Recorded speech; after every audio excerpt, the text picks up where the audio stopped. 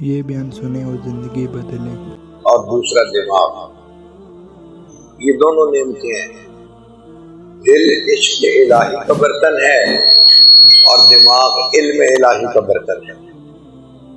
دل کا تعلق محبت کے ساتھ، چنانچہ انسان کا ہر عضو کوئی نہ کوئی کام کرتا ہے۔ آنکھ کا کام دیکھنا، زبان کا بولنا، کان کا کام سننا، اور دل کا کام محبت کرنا۔ ہر انسان کا دل کسی نہ کسی سے ضرور محبت کرتا ہے۔ کوئی بندہ یہ نہیں کہہ سکتا کہ جی مجھے تو کسی سے محبت نہیں ہے، بنا محبت کے کوئی نہیں رہ سکتا۔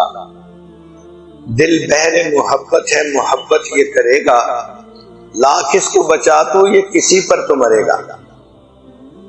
پتھر سے ہو، خدا سے ہو، یا پھر کسی سے ہو، آتا نہیں ہے چین محبت کیے بغیر۔ اس کی مثال یوں ہے کہ یا تو کمرے میں روشنی ہوگی، اگر روشنی نہیں ہوگی تو اندھیرا ضرور ہوگا۔ کوئی یہ نہیں کہہ سکتا جی نہ روشنی ہے نہ اندھیرا ہے، دو میں سے ایک چیز ہوگی۔ اسی طرح دل کے اس کمرے میں یا تو اللہ رب العزت کی محبت کی روشنی ہوگی، نور ہوگا، اور اگر نہیں تو مخلوق کی محبت کا اندھیرا ضرور ہوگا۔ تو جب انسان کے دل نے محبت ہی کرنی ہے تو کیوں نہ انسان اپنے پروردگار سے محبت کرے۔ مخلوق کی محبتیں فانی ہیں، چنانچہ حضرت جبریل علیہ السلام نے نبی علیہ السلام کی خدمت میں عرض کیا، اے اللہ کے حبیب صلی اللہ علیہ وسلم، اشما شئت فإنک میت، آپ جتنا چاہیں دنیا میں زندگی گزاریں، ایک نہ ایک دن تو دنیا سے آپ کو واپس جانا پڑے گا۔ وَأَحْبِبْ مَنْ شِئْتَ فَإِنَّكَ مُفَارِقٌ، اور آپ جس سے چاہیں محبت کریں، ایک نہ ایک دن تو آپ کو جدا ہونا پڑے گا۔ تو دنیا میں انسان جس سے بھی محبت کرتا ہے جدا ہونا پڑتا ہے۔ کئی لوگ تو زندگی میں ہی جدا ہو جاتے ہیں ایک دوسرے سے، اور اگر زندگی میں جدا نہ ہو تو موت تو جدا کر ہی دیتی ہے۔ تو جدائی تو ہوگی ہوگی۔ تو جو شخص مخلوق سے محبت کرے گا ایک نہ ایک دن مخلوق سے جدا کر دیا جائے گا، اور جو شخص اللہ سے محبت کرے گا ایک نہ ایک دن اللہ سے ملا دیا جائے گا۔ تو مزہ تو اللہ تعالیٰ کی محبت ہی کا ہے۔ حضرت مولانا روم رحمۃ اللہ علیہ فرماتے ہیں کہ انسان کو انس کی وجہ سے انسان کہتے ہیں کہ یہ اللہ تعالیٰ سے محبت کرتا ہے۔ اس خاک کی مٹھی میں اللہ نے یہ جو سود عشق کی صفت رکھ دی ہے، یہ بڑی نعمت ہے۔ فرشتے اس سود عشق سے واقف نہیں ہیں، اسی لیے جو اللہ کے عاشق ہوتے ہیں ان کے دل کی کیفیت کو دیکھ کے فرشتے تعجب کرتے ہیں کہ یہ خاک نشیں ہے اور عرش پہ پہنچا ہوا ہے، کیا اس کی کیفیت ہے، اس کی پرواز کہاں تک ہے۔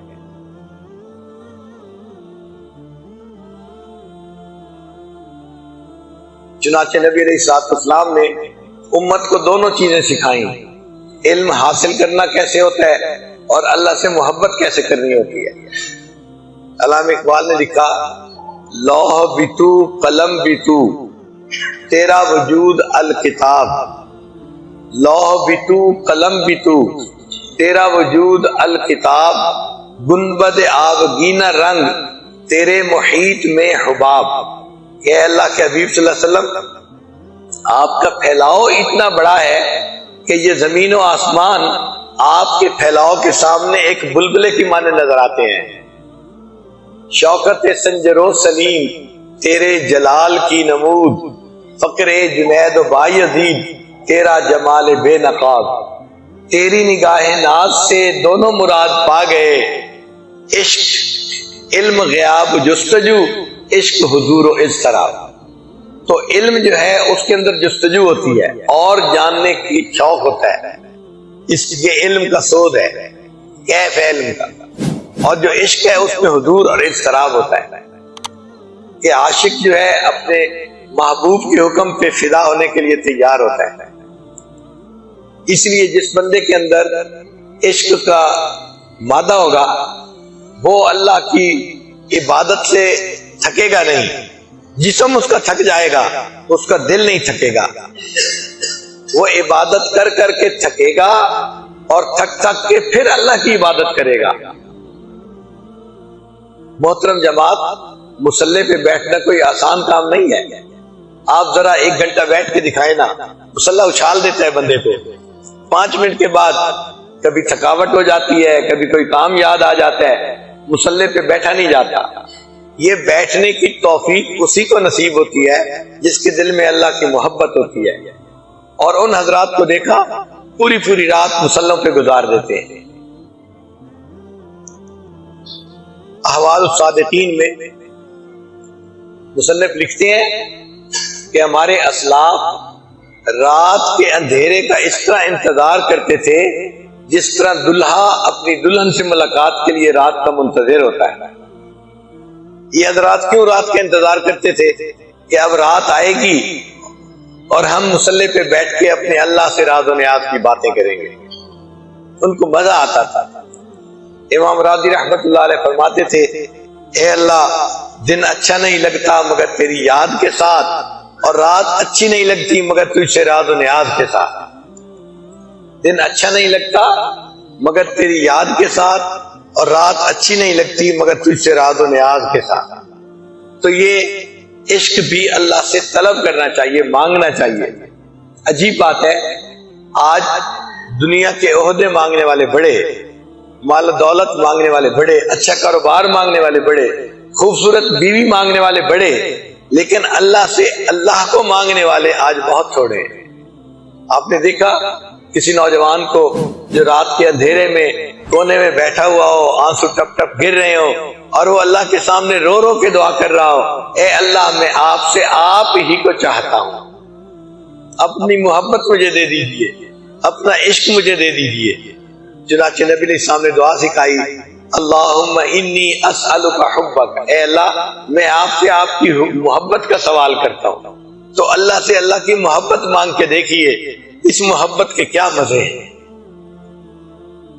خوش نصیب ہے وہ انسان جس کو اللہ یہ نعمت عطا فرما دے۔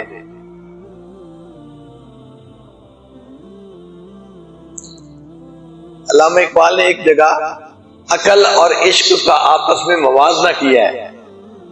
فرماتے ہیں، نالہ ہے بلبل شوریدہ تیرا خام ابھی، نالہ ہے بلبل شوریدہ تیرا خام ابھی، اپنے سینے میں ذرا اور اسے تھام ابھی، پختہ ہوتی ہے اگر مصلحت اندیش عقل، عشق کو مصلحت اندیش تو ہے خام ابھی۔ عشق فرمودہ قاصد سے سبک گام عمل، عقل سمجھی نہیں مانی پیغام ابھی۔ عقل کو ابھی پیغام کا مطلب ہی سمجھ میں نہیں آتا، اور عشق اس پر عمل کے لیے قدم اٹھا لیتا ہے۔ اور فرماتے ہیں، بے خطر کود پڑا آتش نمرود میں عشق، عقل ہے محو تماشائے لبے بام ابھی۔ عقل ابھی سوچتی رہ گئی ہے، اور عشق نے تو چھلانگ ہی لگا دی ہے آپ کے اندر۔ یہ عشق اگر ہمیں حاصل ہو تو پھر ہمیں عبادات کا سلیقہ آ جائے۔ محبت انسان کو محبوب کی خدمت پہ تیار کر دیتی ہے۔ ہم نے اپنے گھروں میں دیکھا ہے کہ ماں اپنے بیٹے کے لیے 24 گھنٹے کی خادمہ، تھکی ہوئی ہو پھر بھی خدمت میں لگی ہوتی ہے، نیند آئی ہو پھر بھی خدمت میں لگی ہوتی ہے، کبھی شکوہ نہیں کرتی، کبھی کسی کو جتلاتی نہیں کہ بچے کے تو مجھے 24 گھنٹے ڈیوٹی دینی پڑتی ہے۔ محبت کی وجہ سے وہ ہر وقت بچے کے لیے حاضر ہے۔ محبت اس کو چین سے بیٹھنے نہیں دیتی، تھکی ہوئی ہوتی ہے، ذرا لیٹتی ہے، بچہ روتا ہے، ماں پھر اٹھ بیٹھتی ہے، میرا بچہ اٹھ گیا۔ یہ ماں محبت کی وجہ سے اپنے بچے کی ہر وقت خدمت کے لیے تیار ہے۔ اسی طرح جس بندے کے دل میں اللہ تعالیٰ کی محبت ہوتی ہے، وہ بھی اللہ کی عبادت کے لیے ہر وقت تیار ہوتا ہے، وہ موقع ڈھونڈتا ہے۔ ایک ماں اپنی بیٹی کو کہتی ہے، آج میں بہت تھک گئی ہوں، میں نے سارے گھر کی صفائیاں کی، کپڑے دھوئے، بہت مشقت اٹھائی، اور میرا دل چاہتا ہے کہ میں عشاء کی نماز پڑھ کے سو جاؤں، آج مجھے کوئی ڈسٹرب نہ کرے۔ اللہ کی شان دیکھیے کہ جیسے ہی عشاء کی نماز پڑھی، اس ماں کا بیٹا آ گیا جو 2-3 سال سے بیرون ملک گیا ہوا تھا۔ بیٹے کی آواز سنتے ہی ماں اس کے پاس جا بیٹھی، اس کو کھانا دیا، پھر اس کے ساتھ باتیں کرنے میں مشغول۔ اب بڑے حشاش بشاش بیٹھی ہے، بیٹے سے باتیں کر رہی ہے۔ بیٹی پوچھتی ہے امی آپ نے تو کہا تھا میں بہت تھکی ہوئی ہوں، مجھے کوئی ڈسٹرب نہ کرے۔ ماں کہے گی بیٹی واقعی میں تھکی ہوئی ہوں، لیکن تیرے بھائی کی آواز سن کے میری ساری تھکاوٹ ختم ہو گئی، اب میں تھوڑی دیر تمہارے بھائی کے ساتھ بیٹھ کے اور باتیں کروں گی۔ یہی حال مومن کا ہوتا ہے، تھکا ہوا ہوتا ہے، لیکن جیسے ہی اللہ رب العزت کی یاد میں لگتا ہے، ذکر میں لگتا ہے، قرآن کی تلاوت کرتا ہے یا سنتا ہے، اس کی ساری تھکاوٹ اتر جاتی ہے اور وہ حشاش بشاش اپنے مالک کے ساتھ راز و ریاض میں لگ جاتا ہے۔ یہ جو محبت ہے اس کے بہت سارے اثرات ہیں۔ ایک اثر یہ کہ محبت انسان کو ماں سوا سے بیگانہ کر دیتی ہے۔ دو عالم سے کرتی ہے بیگانہ دل کو، عجب چیز ہے لذت آشنائی۔ ہم جو اللہ کی محبت مانگتے ہیں نا، وہ اللہ کی محبت مانگنے کا بنیادی مقصد کہ مخلوق سے انقطاع کامل نصیب ہو جائے، دل ہی اچاٹ ہو جائے، مخلوق سے، دنیا سے دل اچاٹ ہو جائے۔ یہ محبت انسان کا دل دنیا سے کاٹ دیتی ہے، رکھ لیتی ہے۔ دو عالم سے کرتی ہے بیگانہ دل کو، عجب چیز ہے لذت آشنائی۔ تو اللہ سے آشنائی کی لذت ایسی ہے کہ انسان کے دل کو یہ مخلوق سے ماں سوا سے کاٹ کے رکھ دیتی ہے۔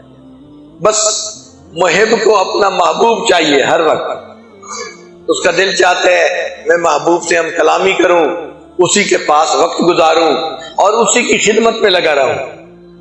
اسی لیے وہ اپنی دن کو عبادت میں گزارتا ہے اور اپنی راتیں بھی اپنے محبوب کے ساتھ ہم راز و نیاز میں لگا دیتے ہیں۔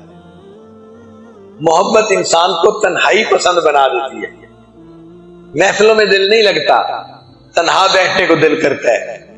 اکیلے بیٹھے رہتے یاد اس کی ہم نشیں ہوتی کہ میں اکیلا بیٹھا ہوں اور بس محبوب کی یاد میں ہوں، ڈوبا ہوا ہوں، یہ کیفیت ہوتی ہے۔ اسی لیے اللہ کے پیارے حبیب صلی اللہ علیہ وسلم غار حرا میں تشریف لے جاتے تھے۔ بخاری شریف کے الفاظ ہیں ثم حبب الیہ الخلا، کہ نبی علیہ الصلوۃ والسلام کو پھر تخلیہ خلا میں بیٹھنا، تنہائی میں بیٹھنا اچھا لگتا تھا، تو آپ ایک ایک ہفتے کے لیے غار حرا میں تشریف لے جاتے تھے۔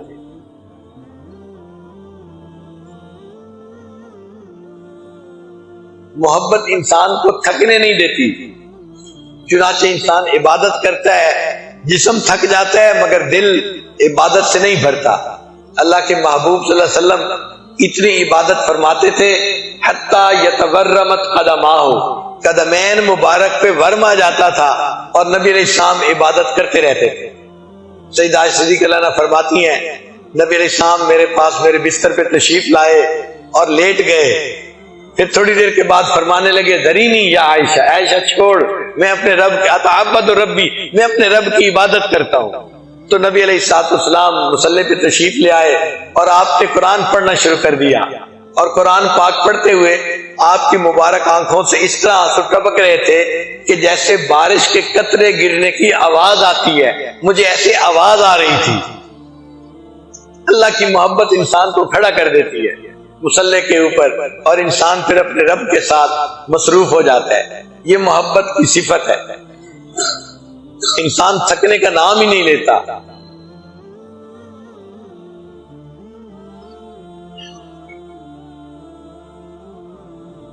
اور جس کو محبت ہو وہ اپنے محبوب سے ایک لمحہ بھی غافل نہیں ہوتا، ہر وقت اسی کی یاد۔ مجنوں سے اگر کوئی پوچھے تم لیلا کو یاد کرتے ہو، تو مجنوں جواب دے گا کہ مجھے لیلا کی یاد کے سوا اور کام ہی کیا ہے، مجھے لیلا کی یاد کے سوا اور کام ہی کیا ہے۔ اسی طرح مومن کو بھی اللہ کی یاد کے سوا اور کوئی کام نہیں ہوتا۔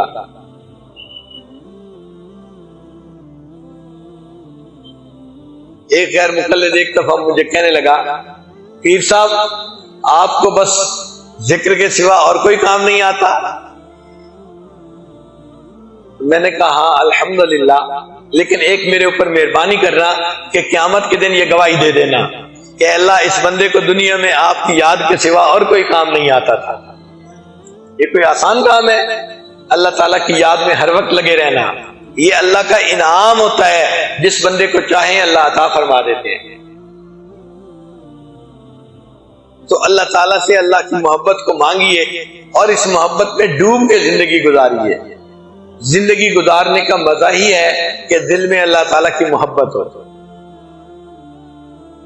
عام آدمی کو ترغیب دینی پڑتی ہے، فضائل سنانے پڑتے ہیں، بھئی اشراق پڑھ لو، ایک حج ایک عمرے کا ثواب ملے گا. جو محبت والے ہوتے ہیں ان کو فضائل سنانے کی ضرورت نہیں ہوتی، وہ تو اللہ کی محبت میں عبادت کر رہے ہوتے ہیں. حضرت مجدوب رحمت اللہ علیہ نے فرمایا بندگی سے ہمیں تو مطلب ہے، بندگی سے ہمیں تو مطلب ہے، ہم ثواب و عذاب کیا جانیں، کس میں کتنا ثواب ملتا ہے، عشق والے حساب کیا جانے. عشق والوں کو حساب کا کیا پتا، وہ تو اللہ کی محبت میں نمازیں پڑھ رہے ہوتے ہیں. وہ نماز کو حاکم وقت کی بیگار سمجھ کے نہیں پڑھتے، بلکہ سبب لقائے یار سمجھ کے پڑھ رہے ہوتے ہیں کہ میرے یار سے ملاقات کا سبب ہے. اسی لیے پھر اذان سن کے دل کو راحت ملتی ہے.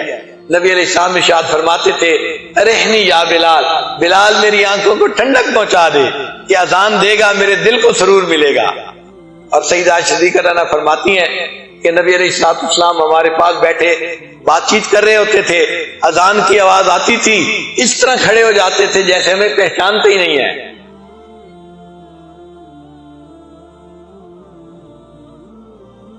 تو اس محبت کے عجیب برکات ہیں. زندگی گزارنے کا مزہ ان لوگوں کو پوچھئے جو اللہ کی محبت میں جیتے ہیں.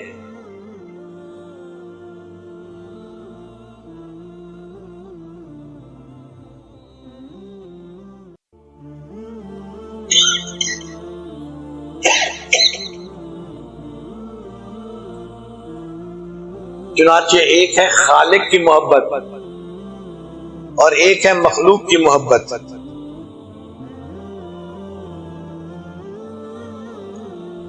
مخلوق کی محبت سے دل میں ظلمت آتی ہے، جبکہ اللہ تعالیٰ کی محبت کی وجہ سے دل میں نور آتا ہے.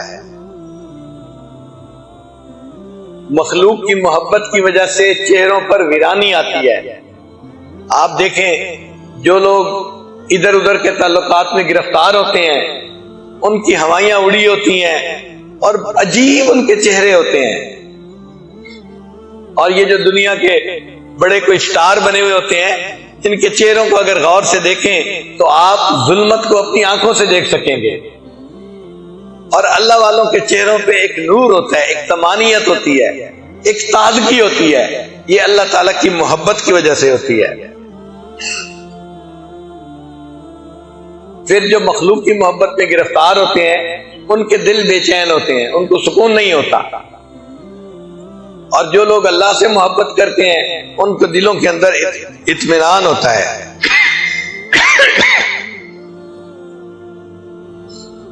خالق کی محبت میں اور مخلوق کی محبت میں ایک فرق اور بھی ہے.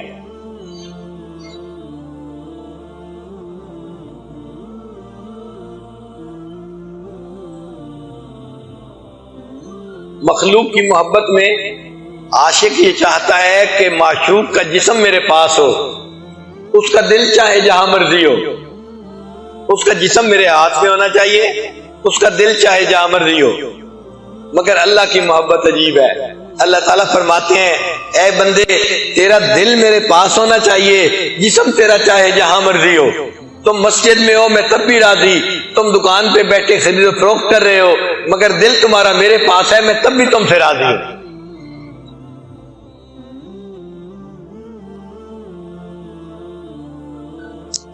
جو اللہ تعالیٰ کے عشق کی شراب پی کے گھر سے نکلتا ہے لوگ اس کے جوتے اٹھا کے اپنے سروں پہ رکھتے ہیں، اور جو دنیا کی شراب پی کے گھر سے نکلتا ہے لوگ اپنے جوتے اس کے سر کے اوپر مارتے ہیں. فرق دیکھیے.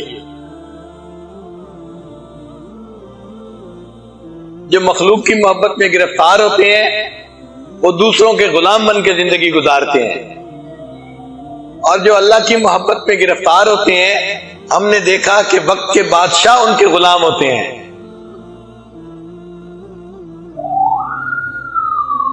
سمرقند میں ہمیں ایک جگہ جانے کا موقع ملا تو کسی نے بتایا کہ یہاں تیمور لنگ کی قبر ہے۔ ہم نے کہا چلیں ہم فاتحہ پڑھ لیتے ہیں، مسلمان تھا۔ تو ہم جب گئے تو ہم نے دیکھا کہ ایک بڑی قبر بنی ہوئی ہے اور اس کے بالکل سر کی طرف ایک اور قبر ہے۔ تو ہمیں حیرانی ہوئی کہ اتنا قریب قریب تو قبریں نہیں بنتی، یہ بالکل ساتھ، باقی قبروں میں فاصلے تھے 1 فٹ 2 فٹ کا، اور 2 قبریں بالکل ساتھ ساتھ بنی ہوئی تھی۔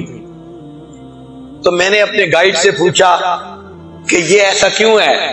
اس نے کہا جی کہ تیمور کو یہ دنیا کا بادشاہ کہا جاتا ہے، فاتح دنیا فاتح عالم کہا جاتا ہے تیمور کو، اور اس کے نام لکھا ہوا بھی تھا فاتح عالم تیمور۔ اس نے کہا کہ اس کے شیخ تھے اور وہ یہاں دفن ہوئے تھے، تو تیمور نے وصیت کی تھی کہ جب میں فوت ہو جاؤں تو میری قبر اس طرح بنائیں کہ میرا سر میرے شیخ کے قدموں کے ساتھ لگ رہا ہو، میں اس حال میں قبر میں لیٹنا چاہتا ہوں۔ تو دنیا کے بادشاہوں کے سر اللہ والوں کے قدموں کے ساتھ لگ رہے ہوتے ہیں۔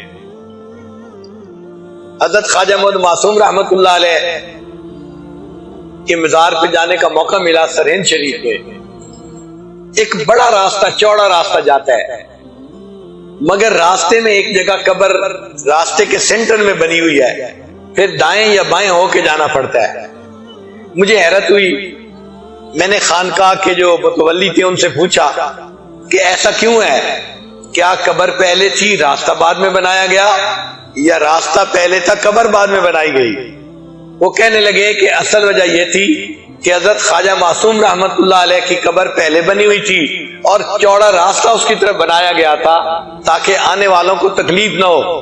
مگر افغانستان کے ایک بادشاہ تھے جو خواجہ معصوم رحمت اللہ علیہ سے محبت رکھتے تھے، انہوں نے وصیت کی تھی جب میں مر جاؤں تو خواجہ معصوم رحمت اللہ علیہ کی قبر کو جو راستہ جاتا ہے مجھے اس راستے میں دفن کیا جائے۔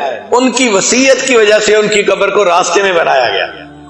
تو دنیا کے بادشاہ ہیں لیکن اللہ والوں کے قبروں کو جو راستہ جا رہا ہے اس کے قدموں میں دفن ہونا پسند کرتے ہیں۔ تو اللہ کی محبت کے عجیب مزے ہیں۔ پھر ایک فرق اور بھی ہے کہ اگر مخلوق میں کسی کے 2 عاشق ہوں تو ان میں ایک دوسرے کے ساتھ رقابت ہوتی ہے، ایک دوسرے کے ساتھ حسد ہوتا ہے، ایک دوسرے کے ساتھ دشمنی ہوتی ہے، ایک دوسرے کے جان کے دشمن ہوتے ہیں۔ لیکن اگر 2 بندے اللہ کے عاشق ہوں تو ان میں آپس میں دشمنی نہیں ہوتی بلکہ ان میں آپس میں محبت ہوتی ہے۔ شاعر نے کہا یوں تو ہوتی ہے رقابت لازمن عشاق میں، یوں تو ہوتی ہے رقابت لازمن عشاق میں، عشق مولا ہے مگر اس تہمت بد سے بری۔ اللہ کا عشق اس تہمت سے بری ہے۔ اللہ سے محبت کرنے والے آپس میں حسد نہیں کرتے بلکہ آپس میں محبت کیا کرتے ہیں۔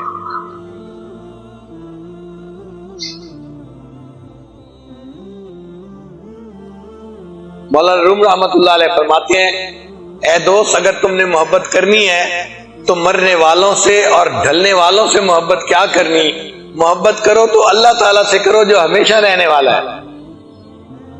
عشق با مردہ نباشد پائیدار، عشق با مردہ نباشد پائیدار، عشق را با حی و با قیوم دار۔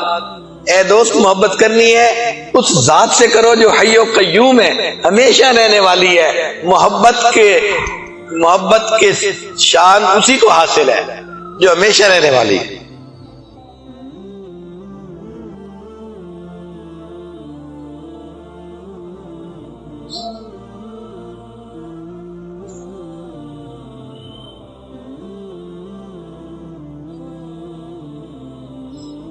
چنانچہ جس بندے کے دل میں سوز عشق نہیں ہے اللہ تعالیٰ کا، وہ بندہ اللہ کی نظر میں پتھر کی مانند ہے۔ آپ دیکھیں اگر ایک روبوٹ مشین کسی کو پانی کا گلاس پلائے تو روبوٹ کو ثواب ملے گا؟ نہیں ملے گا، وہ تو ایک مشین ہے۔ لیکن ایک انسان دوسرے کو گلاس پانی کا پلائے اس کو ثواب ملے گا، کیونکہ یہ انسان ہے، اس کے اندر کیفیات ہیں، اس کے دل میں محبت ہے انسانیت کی، اس نے دوسرے کو گلاس پلایا، تو ہمیں جو اعمال کا اجر ملتا ہے وہ بھی اسی محبت کے صدقے ملتا ہے۔ اور جس بندے کے دل میں اللہ کی محبت نہیں، اس کو اس کے اعمال کا پھر کیا اجر ملے گا؟ تو اپنے دل کو اللہ کی محبت سے بھر لیجئے۔ یہ محبت کیسے آئے گی؟ کثرت ذکر سے یہ محبت بڑھ جاتی ہے۔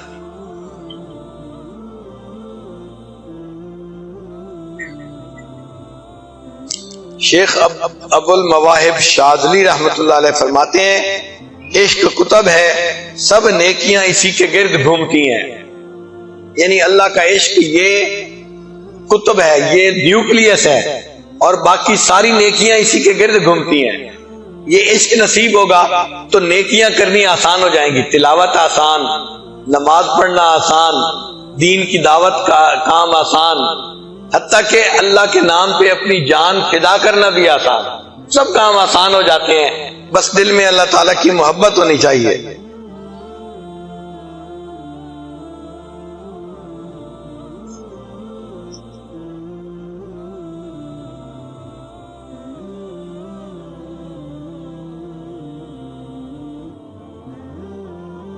یہ جو عشق ہے نا، یہ بھی ایک آگ ہے جو انسان کو گرما دیتی ہے۔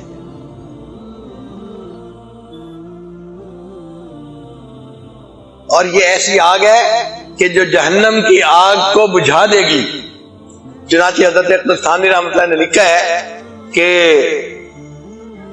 پل صراط کے اوپر سے ایمان والے گزریں گے، جب ایک کامل ایمان والا گزرے گا جس کے دل میں اللہ کی محبت بھری ہوگی، تو اس کے گزرنے کی وجہ سے جہنم کی آگ ٹھنڈی ہونے لگے گی، تو جہنم کہے گی اسرے یا مومن، اے مومن جلدی گزر کہ تیرے عشق کی آگ نے میرے جہنم کی آگ کو بھی ٹھنڈا کر دیا۔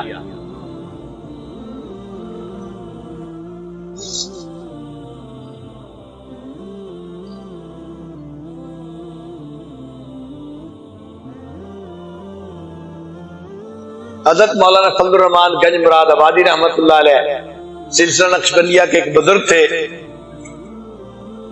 وہ جب مراقبہ کرتے تھے نا تو اس کا نام انہوں نے رکھا ہوا تھا پریم پیالہ۔ اپنے ساتھیوں کو کہتے تھے او بھائی پریم پیالہ پیئیں، پریم پیالہ پیئیں، اور سب بیٹھ کے مراقبہ کرتے تھے۔ وہ مراقبہ کرنے کو پریم پیالہ فرمایا کرتے تھے کہ یہ پریم پیالہ ہے۔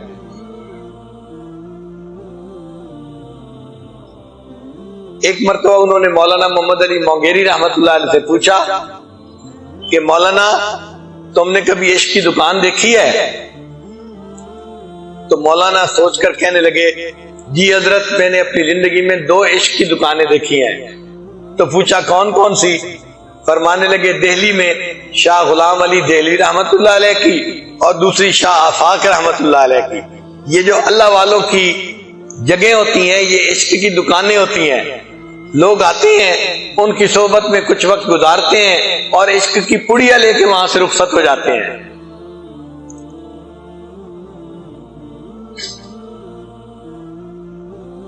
ہم نے اپنے حضرت مرشد عالم رحمت اللہ علیہ کو دیکھا، لوگ آتے تھے، تھوڑا وقت ان کے ساتھ گزارتے تھے، اور ان کی صحبت کے فیض کی وجہ سے اللہ کی محبت میں ڈوب کے جاتے تھے۔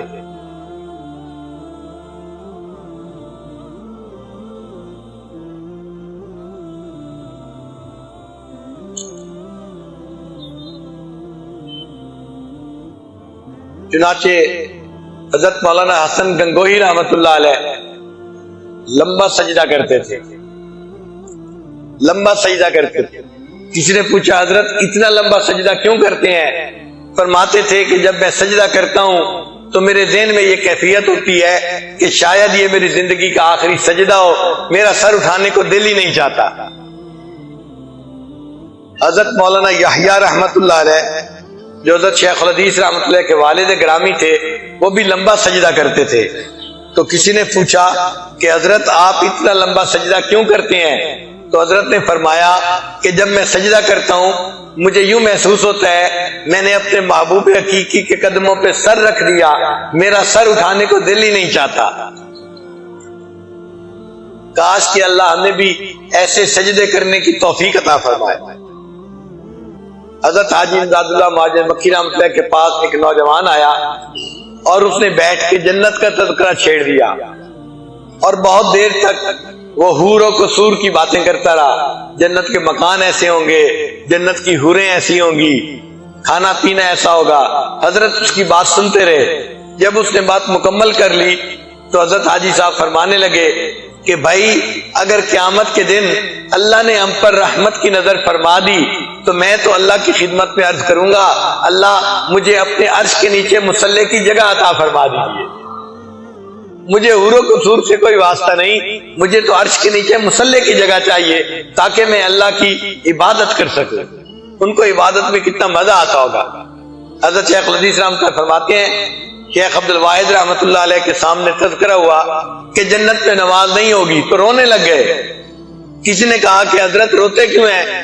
فرمانے لگے اگر جنت میں نماز نہیں ہوگی تو پھر جنت جانے کا مزہ ہی کیا آئے گا؟ اگر جنت میں نماز نہیں ہوگی تو جنت میں جانے کا مزہ ہی کیا آئے گا؟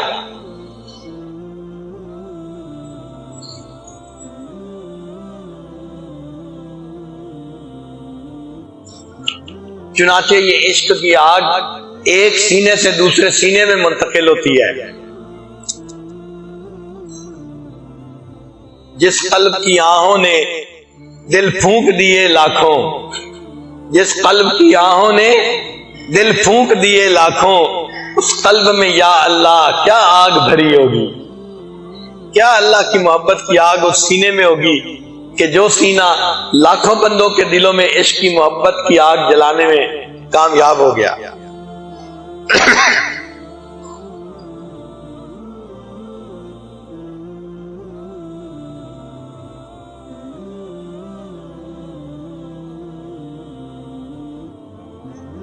جس بندے کو اللہ کی محبت نصیب ہو جاتی ہے ایک فائدہ یہ بھی ہے کہ اس کو تمام روحانی بیماریوں سے شفا حاصل ہو جاتی ہے۔ عشق انسان کے اندر سے تکبر نکال دیتا ہے، حسد، کینہ، بغض، یہ ساری چیزیں شہوات نکال کے رکھ دیتا ہے۔ شاعر نے کہا شاد باد اے عشق خوش سودائے ماں، شاد باش اے عشق خوش سودائے ماں، اے دوائے جملہ علت ہائے ماں، اے دوائے نخوت و ناموس ماں، اے کہ افلاطون و جالینوس ماں۔ یہ عشق ایسا افلاطون اور جالینوس ہے کہ ساری بیماریوں کو مٹا کے شفا دے کے رہتا ہے۔ علامہ اقبال نے کیا پیاری بات کہی، اقبال عشق نے تیرے سب بل دیے نکال۔ جو کسبل ہوتے ہیں نا، عشق اس کو سیدھا کر دیتا ہے، عاجزی پیدا کر دیتا ہے۔ اقبال عشق نے تیرے سب بل دیے نکال، مدت سے آرزو تھی کہ سیدھا کرے کوئی، بڑی تمنا تھی کوئی سیدھا کر دے، عشق مل گیا، عشق نے مجھے سیدھا کر کے رکھ دیا، عشق نے میرے اندر عاجزی پیدا کر دی، وہ جو میں تھی، عجب تھا، تکبر تھا، سب نکال کے رکھ دیا۔ تو یہ عشق انسان کی روحانی بیماریوں سے اس کو شفا دے دیتا ہے۔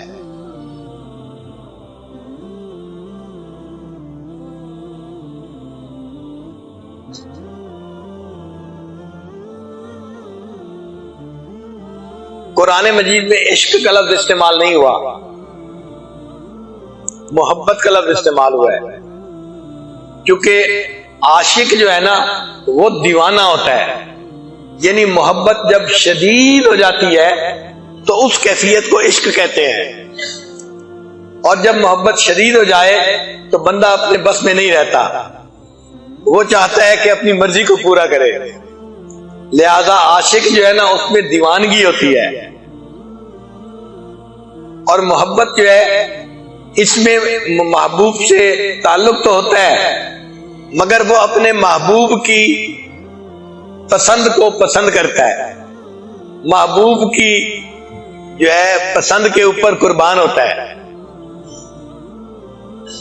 وہ چاہتا ہے محبوب مجھے جس حال میں رکھے میں اسی حال میں اچھا ہوں، نہ تو ہجر ہے اچھا نہ وصال اچھا ہے، یار جس حال میں رکھے وہی حال اچھا ہے۔ تو محبت کی یہ کیفیت ہوتی ہے، اور عاشق جو ہے وہ تو بس محبوب کا خیال نہیں کرتا، اپنی مرضی کرتا ہے۔ اس لیے یہ قرآن مجید کا اعجاز ہے کہ عشق کا لفظ استعمال نہیں ہوا، ہاں اللہ رب العزت نے اشد محبت کا لفظ استعمال فرما دیا تاکہ مومن سمجھ جائیں کہ محبت میں شدت مطلوب ہے، اور جب محبت میں شدت ہوتی ہے پھر انسان کو محبت کا صحیح مزہ آتا ہے۔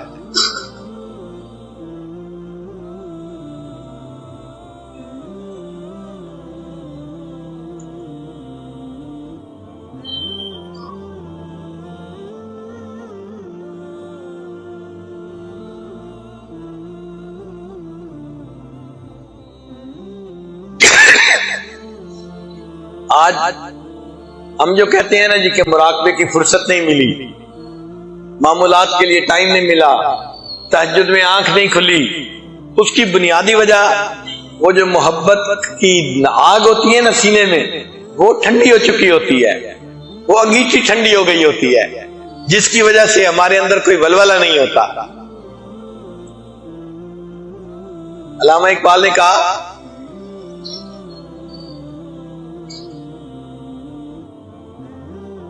حقیقت خرافات میں کھو گئی، یہ امت روایات میں کھو گئی، لبھاتا ہے دل کو بیان خطیب مگر لذت شوق سے بے نصیب۔ وہ صوفی کے تھا خدمت حق میں فرد، محبت میں یکتا امانت میں مرد، عجم کے خیالات میں کھو گیا، وہ سالک مقامات میں کھو گیا، بجھی عشق کی آگ اندھیر ہے، مسلمان نہیں راکھ کا ڈھیر ہے۔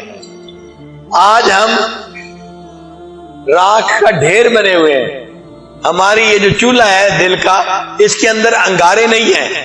ایک وقت تھا دل کے چولہے میں انگارے ہوتے تھے، اور یہ آگ نوجوان کو تہجد کے وقت جگا دیتی تھی، اور یہ نوجوان تہجد کے وقت میں اللہ کے سامنے اپنی فریادیں پیش کرتا تھا۔ تیری نگاہ سے دل سینوں میں کانپتے تھے، تیری نگاہ سے دل سینوں میں کانپتے تھے، کھویا گیا ہے تیرا جذب قلندرانہ۔ وہ جذب قلندرانہ آج ہم سے چھن گیا، آج تو اندر ایسے جیسے راکھ کا ڈھیر ہوتا ہے، کوئی محبت کی وہ کیفیت ہی سالک کو محسوس نہیں ہوتی، تو پھر اس کو رات کی عبادت کا شوق کیسے ہوگا؟ اس کو محبت رات کو کیسے جگائے گی؟ اس محبت کی چنگاری دل کے اندر لگوا لیجئے تاکہ یہ آگ بھڑکنا شروع ہو جائے، پھر دیکھیے کہ اعمال کرنے کتنے آسان ہوتے ہیں۔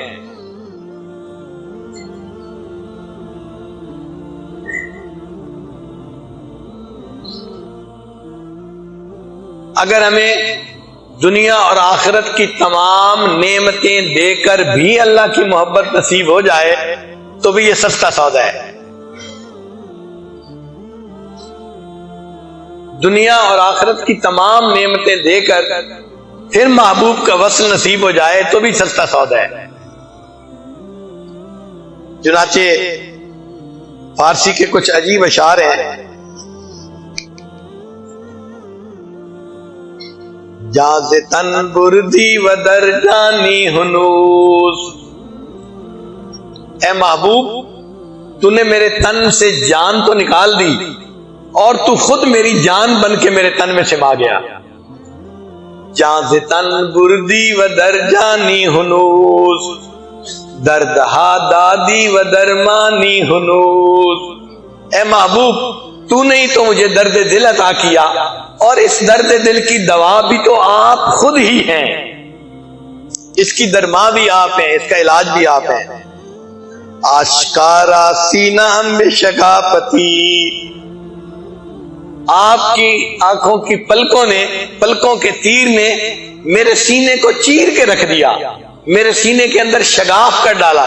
یہ اصل لفظ ہے شگاف، لیکن اس کو شکافتی لکھتے ہیں۔ آشکارا سینہ ہم بے شکافتی، ہم چنا در سینہ پنہانی ہنود۔ اے محبوب، آپ نے میرے سینے کو چاک تو کر دیا، لیکن اس پھٹے ہوئے سینے میں آپ خود ہی تو چھپ کے بیٹھے ہوئے ہیں۔ ملک دل کر دی خراب از تیغ ناز۔ اے محبوب آپ نے میرے دل کو اپنی ناز کی تلوار کے ساتھ جو ہے بدل کے رکھ دیا۔ ملک دل کر دی خراب از تیغ ناز۔ دیکھیں انسان کے دل میں مخلوق کی محبتیں ہوتی ہیں، مال کی محبت، دنیا کی محبت، کتنی قسم کی محبتیں ہوتی ہیں، تو یوں سمجھیں کہ دل اس کا آباد ہوتا ہے، مگر جب اللہ کی نگاہ ناز پڑتی ہے تو ان تمام ماسوا پہ چھری پھر جاتی ہے، سب کٹ جاتا ہے اور دل بالکل خالی ہو جاتا ہے۔ اس کو شاعر کہتا ہے کہ ملک دل کر دی خراب از تیغ ناز۔ اے محبوب آپ نے ناز کی تلوار سے میرے دل کو ویران کر دیا۔ وَأَنْدَرِي ویران سلطانی ہنود، اور اس ویرانے میں اے محبوب ابھی بھی حکمرانی تو آپ ہی کی ہے، اس ویرانے میں آپ ہی حکمران اور بادشاہ بن کے بیٹھے ہوئے ہیں۔ اور آخری شعر ہے، فرماتے ہیں قیمت خود ہر دو عالم گفتئی۔ اے محبوب آپ نے اپنے وصل کی قیمت دو عالم بتائی ہے کہ دنیا اور آخرت کی تمنائیں دل سے نکال دو، تب مجھے میرا وصل تمہیں نصیب ہوگا۔ قیمت خود ہر دو عالم کر دئی، نرخ بالا کن کے اردانی ہنود۔ اے محبوب قیمت بڑھا دیجئے، آپ تو میرے ساتھ بڑا سستا سودا کر رہے ہیں، یہ تو کوئی قیمت ہی نہیں جو آپ مانگ رہے ہیں، میں تو اس سے زیادہ قیمت دینے کے لیے تیار ہوں۔ تو جب دل میں اللہ کی ایسی محبت ہو پھر بندے کے لیے اللہ کے لیے سب کچھ قربان کرنا آسان ہو جاتا ہے۔ آج چند منٹ کا مراقبہ مشکل نظر آتا ہے، اس کی وجہ یہ کہ محبت کی آگ دل میں نہیں ہوتی۔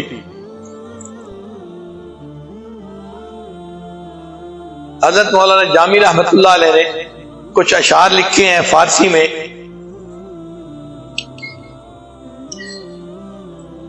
ذرا دل کے کانوں سے سنیے گا۔ فرماتے ہیں دید مجنو را یکے صحرا نورد۔ مجنو کو ایک صحرا کے مسافر نے دیکھا، یعنی صحرا کا مسافر صحرا میں سے جا رہا تھا اور اس جگہ مجنو بیٹھا ہوا تھا۔ دید مجنو را یکے صحرا نورد، درمیان بادیا بنشستہ فرد، کہ مجنو اس بیابان جگہ پر اکیلا بیٹھا ہوا تھا۔ ساختہ بریک دے انگشتہ قلم، مجنو نے اپنی انگلی سے قلم بنائی ہوئی تھی اور وہ بیٹھا ہوا ریت کے اوپر کچھ لکھ رہا تھا۔ می زند حرفی پہ دستے خود رقم، اپنے ہاتھوں سے اپنی انگلی کو قلم بنا کے ریت کے اوپر کچھ لکھ رہا تھا۔ گفت اے مجنون شیدا چیست این، اس صحرا نورد نے کہا اے مجنون شیدا یہ تم کیا کام کر رہے ہو؟ می نویسی نامہ این کیست این، کہ تم یہ خط کس کے نام لکھ رہے ہو؟ تم اپنی انگلی کو قلم بنا کے اور ریت کو کاغذ بنا کے جو لکھ رہے ہو، تو یہ نامہ یہ خط تم کس کے نام لکھ رہے ہو؟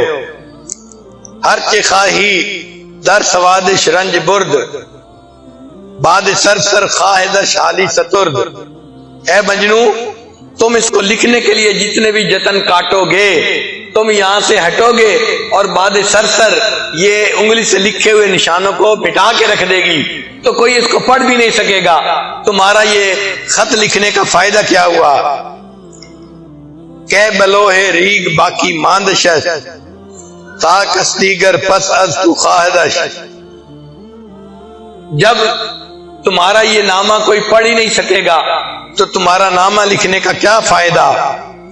اب اس بات کو سن کے مجنون نے آگے جواب دیا، کہتا ہے گفت مشق نام لیلی می کنم، کہتا ہے کہ اے پوچھنے والے میں تو لیلا کا نام بار بار لکھ کر اس کی مشق کر رہا ہوں۔ گفت مشق نام لیلی می کنم، خاطر خود را تسلی می کنم، اور لیلا کا نام لکھ لکھ کر میں اپنے دل کو تسلی دے رہا ہوں۔